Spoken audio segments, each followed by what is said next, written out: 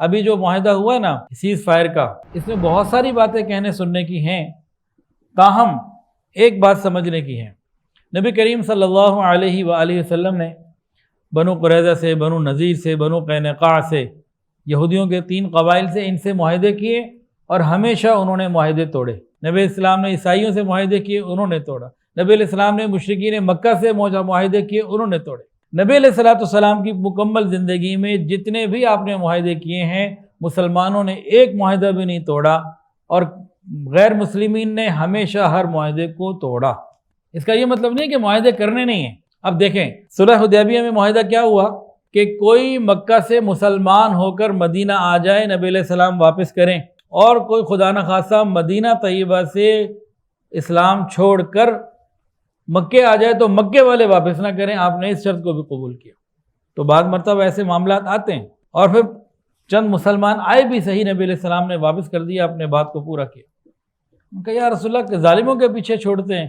آپ نے کہا امن کے لیے جو فیصلہ کر لیا گیا ہے اس کو پھر قبول کرنا ہو۔ تو وہ نبی علیہ السلام کی سیرت میں جو واقعات ملتے ہیں، آپ غور کیجئے، تلاش کیجئے کہ کتنے نبی علیہ السلام نے معاہدے کیے کافروں سے، اور ان میں سے سارے نہیں تو اکثر انہوں نے معاہدے کی خلاف ورزی کی ہے۔ میرے حساب سے تو سارے ہی ہیں غالباً۔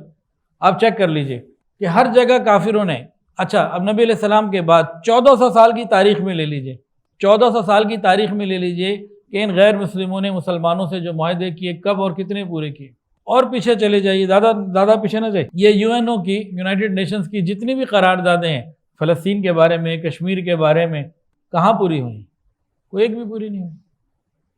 اسی طرح یہ بھی پورا نہیں ہونا۔ اگر پاکستان سے انڈیا کوئی معاہدہ کر لے وہ پورا ہوگا؟